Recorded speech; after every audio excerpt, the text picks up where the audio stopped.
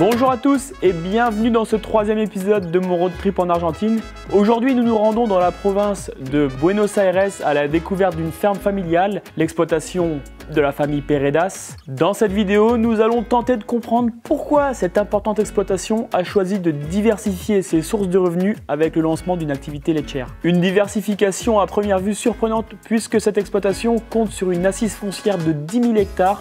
Cette exploitation familiale est gérée par deux frères, Mathias l'aîné et Martin le cadet. Mathias, le plus âgé, est installé depuis 18 ans. Sa tâche principale est de gérer le feedlot de 40 000 bêtes à l'engraissement. Cette activité bovine a toujours existé sur l'exploitation depuis le début du XXe siècle. En parallèle, il gère également la commercialisation des graines de tournesol pour la semence et pour le cinéma, une activité qui a lancé à son installation il y a 18 ans et qui est aujourd'hui la colonne vertébrale économique de cette exploitation. L'intégralité de la récolte de tournesol est conditionnée en sachets de 50 grammes jusqu'à 1 tonne pour une livraison dans le monde entier. Pour booster sa présence en Europe, il participe également au salon Eurotier le mois prochain en Allemagne. Et lorsque nos caméras se sont posées sur cette exploitation, les tournesols étaient tout proches de la récolte.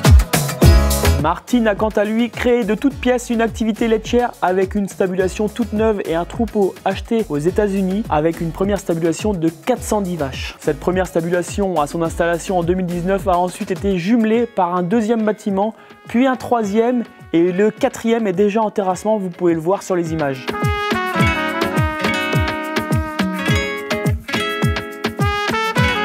J'espère que cette découverte technique et ce bel échange cordial qui arrive avec un éleveur argentin, un pays du Mercosur, vous plaira. N'hésitez pas à me le dire en commentaire. Dans l'attente, n'oubliez pas également de vous abonner pour franchir bientôt le cap des 300 000 abonnés les amis, donc ça fait super plaisir. Allez, c'est parti. Pour ma part, j'en profite dès à présent pour remercier l'entreprise de travaux agricoles de la famille Poris qui a su m'ouvrir les portes de cette exploitation laitière. Nous irons dans les prochains épisodes à la découverte de cette entreprise de travaux agricoles qui est spécialisée dans le semi-direct. Nous découvrirons avec eux leur mode de vie nomade et toutes leurs us et coutumes qui sont fortement liés au sport du polo. Bonne vidéo à tous! J'espère que ça va vous plaire et si vous ne likez pas la vidéo pour ce mode de production, faites-le au moins pour le mérite de vous le faire découvrir gratuitement les amis.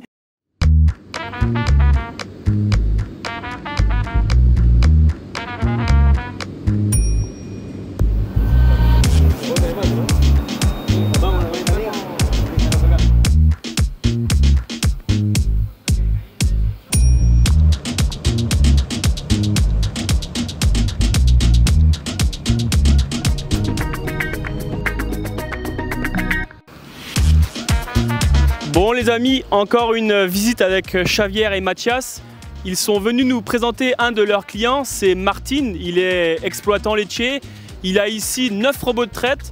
Il est jeune, il a 30 ans et il investit dans cette exploitation pour la faire perdurer pour toute sa carrière. Il a pour objectif de faire augmenter le troupeau laitier et on va le rencontrer dès maintenant. Alors suivez-moi.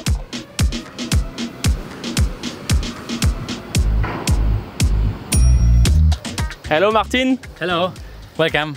Thank you to receive me in your farm. I'm very happy to have a possibility to see a dairy farm in Argentina, in the Buenos Aires provincia.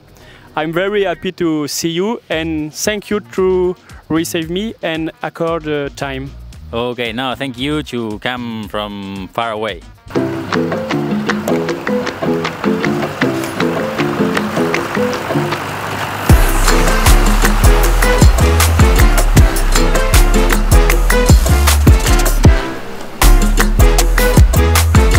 So we have 3 steps. The first step with 9 robots. La première étape c'est actuellement avec 9 robots.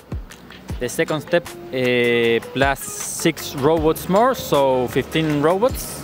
Ensuite il va reconstruire le nouveau bâtiment qui aura lui 6 robots. And the final step with 18 robots. We don't have a date for that. Et à la fin, il espère avoir 18 robots, mais il ne connaît pas encore la date aujourd'hui. And the final project, how many cows you have in the milk? The final project is 1,080 cows. And today, how many kilograms per day per cow you produce? 37, 38. Aujourd'hui, il produit 37 à 38 kilos par jour, par vache, avec les 9 robots. And for the future, you hope to increase your performance? Yes, our objective is, or our goal is 40 kilos. Son objectif à la fin, quand il aura tous ses robots, ce sera d'être à 40 kilos à peu près. Before the beef farm, it's your parents' farm? Yes, it's my parents and my uncle. C'était la ferme de ses parents et de ses oncles. Why you have stopped the beef and you start dairy industry?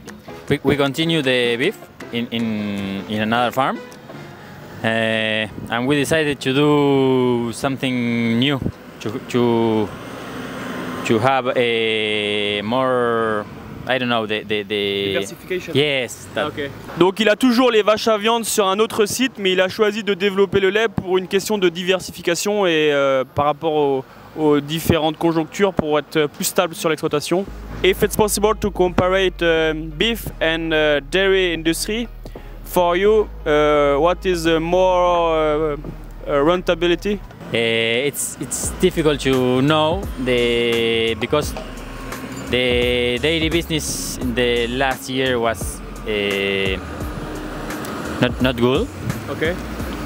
And I'm not in the beef business day by day, but both business have moments that run well with rentability and moments that no. C'est pas du tout facile pour lui de s'exprimer sur la comparaison entre l'industrie laitière et l'industrie de la viande, parce que déjà il n'est pas tous les jours sur l'autre ferme de viande, donc il peut pas vraiment se rendre compte de la rentabilité et s'exprimer là-dessus. En plus, le lait l'année dernière, c'était pas du tout une bonne année de référence, et lui il a démarré qu'il y a 2 ans, donc il a jamais fait d'année de croisière pour vraiment dire quelque chose sur les chiffres exacts. Ok. But the dairy business is have more rentability than the beef business. Okay. Historically. Historiquement, ici en Argentine, il s'est lancé dans le lait parce qu'il sait que sur une moyenne quinquennale, c'est quand même plus rentable de faire du lait avec des vaches performantes que de faire des vaches à viande en feedlot. Muchas gracias. Thank you. Merci.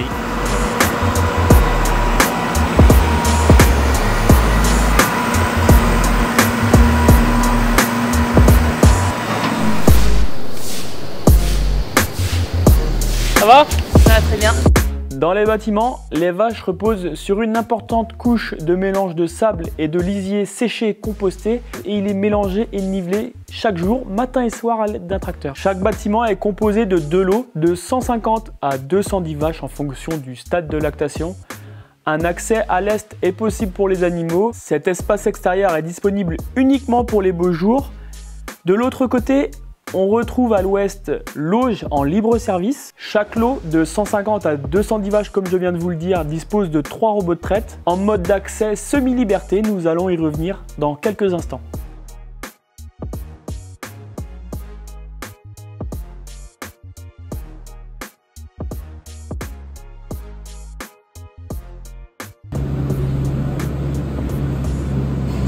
It's an artist. Ah, ok. Leave the cow to her to do what they want, what she wants.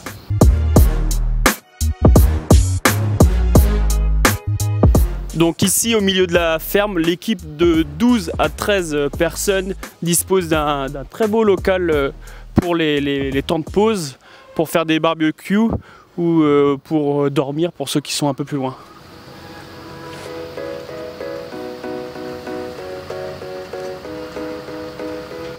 Pour les déplacements, les 3 bâtiments sont reliés par un couloir central pour effectuer les transferts des vaches entre les aires pour les vélages, pour les aires pour les vaches taries, ou alors pour venir ici sur les espaces dédiés aux robots de traite et aux vaches en lactation.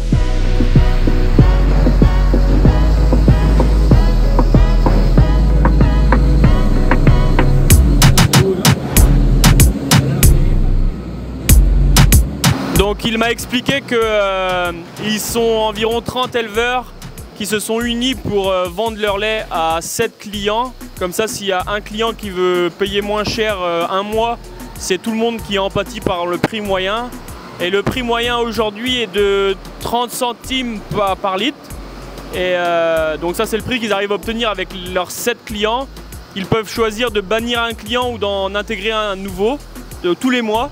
Argentina government regulate the market to have a lower price for the milk, to have the possibility of the citizens to have a low price of the milk. Formal, not in a formal way, but they maybe cut the export of the milk or reduce the export of the milk to have more milk in the local market to go down the price.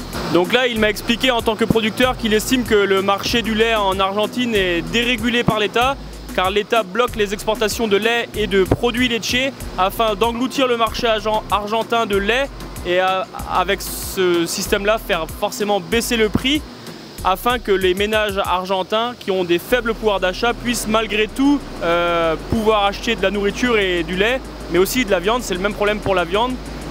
Il espère que les gouvernements à venir avec le nouveau président vont augmenter les exportations vers le monde entier pour augmenter le prix.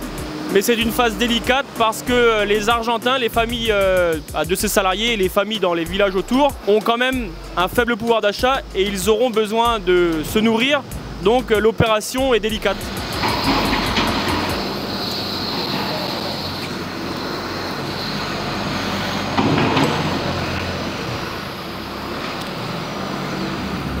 Donc vous le voyez derrière moi, parmi les 13 personnes, 2 personnes sont consacrées exclusivement toute la journée au lavage des robots de traite et des tubulaires autour des robots de traite. Cela pour garantir un lait de grande qualité et éviter toute contamination dans le troupeau, les contaminations diverses.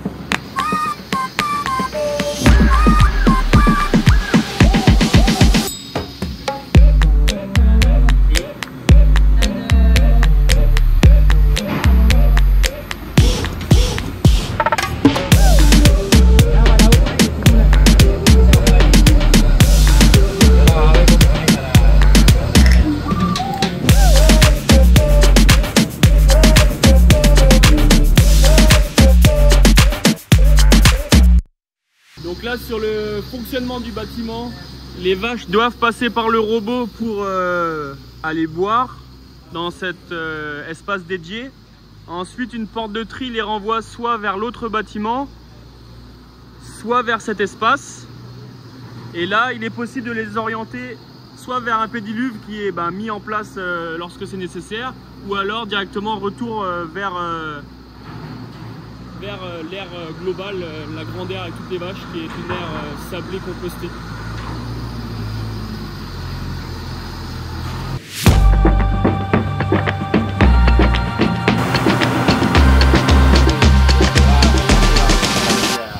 So another thing is that we had a dry year without rains, so we produce less than we expect. So we have to buy more food than other years.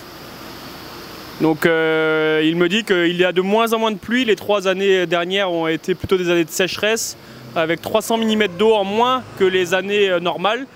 Et donc il produit à cause de ça moins de nourriture sur ses hectares de la ferme et il a besoin d'acheter plus de nourriture ailleurs. Another question, why you don't use a Lely vector to distribute food for the cow? Well, first of all, they don't sell it in Argentina. Okay. And the other thing is that we have a more distance between the barns and the food place and Gachera. Yes, it's we have long distance, so it's difficult to have a system like that. Dans un premier temps, le premier problème c'est que le vecteur n'est pas commercialisé en Argentine. Et dans un second temps, il y a de très longues distances entre les silos à maïs qui sont là-bas, les vaches qui sont ici, les différents bâtiments.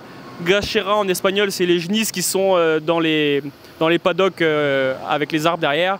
Et voilà. Why you choose dairy robot Lely brand and why you don't choose another brand? The most important thing that we see is that They were working in near the place that we are. Lely have a Lely center here in Trenkelauken, and talking with other dairy producers having Lely, they were happy with the service, so we choose that. Il a choisi Lely parce qu'ils ont un Lely Center juste ici à 20 km à Trinqueloque, et il a parlé avec d'autres producteurs qui ont des robots Lely avant lui, des amis à lui, et ils étaient tous très heureux de la marque. Ok.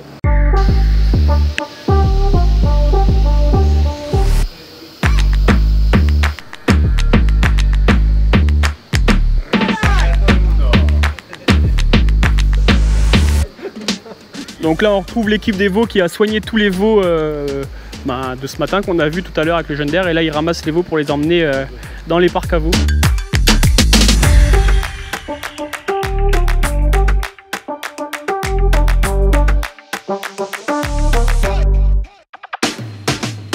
Donc là c'est les veaux du jour qui sont là, qui sont nés dans cette grande aire paillée où il y a les vaches taries, et une aire paillée qui va bientôt transformer en robot de traite, parce qu'il y a l'emplacement qui est là.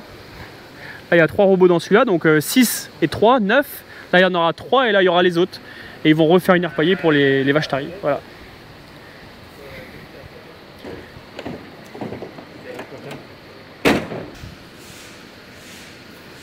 Bon et bien voilà les amis, la visite ici de l'exploitation laitière de Martin est finie, ici en Argentine, à Trinqueloque. Je vous demanderai de le remercier, il nous a accordé du temps, il a accepté qu'on filme intégralement son exploitation, il a répondu à toutes nos questions, sans tabou. Donc voilà, merci de prendre de la hauteur avant de critiquer. Encore une fois, on est ici en Argentine avec une situation économique particulière, avec des taux d'intérêt à plus de 70%. Il a 30 ans, il a investi massivement dans son exploitation pour qu'elle survive. Mettez-vous aussi à sa place, on est dans un autre continent. Donc merci de respecter aussi les personnes qui sont derrière. On est vraiment en face de quelqu'un de généreux et sympathique. Et voilà, à la prochaine, salut!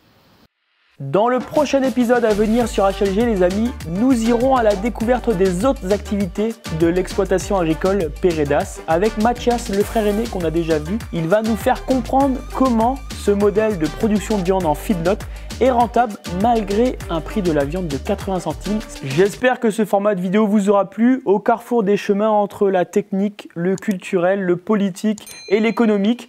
En attendant, moi je me suis régalé, j'ai appris énormément de choses. J'ai pas pu tout vous mettre dans la vidéo parce qu'on est resté plus d'une journée chez Martin et Mathias.